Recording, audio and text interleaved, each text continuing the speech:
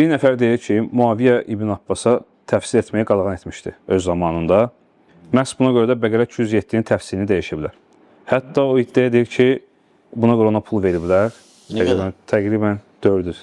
100 veriblər, razı olmayıb, 400-dən qaldırıblar. 400 dollar yox. O vaxtı, hə. Boş söhbətlər var. Ola bilər o öz kitablarında oxuyub, məsələn, Nəhcül Balağda ya kimsə mötəzililərdən kimsə deyib onu. Boş, batildir belə şeylər.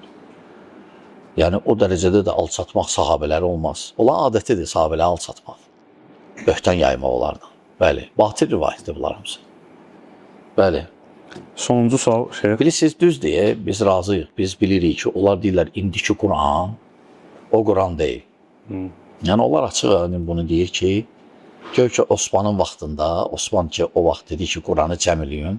Əli də gəldi Quranla, lakin Əlinin Quranı qəbul olunmadı. Ola belə deyir. Ona görə onlar deyir ki, o Quran Mehdinəndir, Mehdi gətirəcək. Hələlik buradakı bu Quranı, hələlik burada olanı oxuyun, yola verin. Biz bilirik, bunlar açıq aydındır bunlar da əqidə. Ola bilər avamları bilməsin. Ola bilər desin, biz elə şey eşitməmişik zat, amma yox, həqiqətən elə deyildi. Soruşsunlar, əgər bilənləri varsa. Çünki onlar deyirlər, Mehdinə Quran gələcək. Çünki onlar dediyi nələrsə var, Quran-Kərimdə yoxdur açıq aydın. Yoxdur. Məsələn, biri deyir ki, Quranda 2060 dəfə, 2600 dəfə Əlinin adı çəkilir. Gör ki, onu çeviriblər, məsələn, Ömər, Əbu Bakır, Ömər, Osman. Yaxşı, tutaq ki, Əbu Bakır dağıtdı da.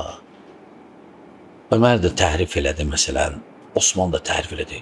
Əli 4-cü idi, düzəldərdi də. Onda siz Əlini də ittiham edirsiniz. Əli ümməti qoydu belə, getdi. Yaxşı, əgər Osman qəbul eləmədisə, xilafəti vaxtı bunu qəbul etdirərdi. Onda elə zəif idi, yəni. Zəif adam idi. Allah'ımız cəfəngiyyatdır. Sadəcə avam insanları allatmaq üçündür, şübhə salmaq üçün məsələn. Şeyh, bu mövzudan belə bir maraqlı sual çıxır. Bunlar iddia edirlər ki, 12 imam, xüsusən başda Əli radiyallahu anh, bəşəriyyəti qorumaq üçün və nicata çatdırmaq üçün Allah tərəfindən seçilmişdi. Belə olacağı təqdirdə o birinci xəlifə olmalıydı və bunu başara bilmədi, onların dediyinə görə. Ümmü Gülsümü qorumalı idi, hətta öz qızı idi, ümmətdən qalaq öz ailəsidir. Öz ailəsini qorumalıydı, qoruya bilmədi, məcburən Ömərə verdi. Fatiməni qoruya bilmədi, qapıda sıxdılar.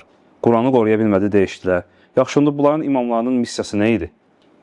İşte, heç baş açma olmur.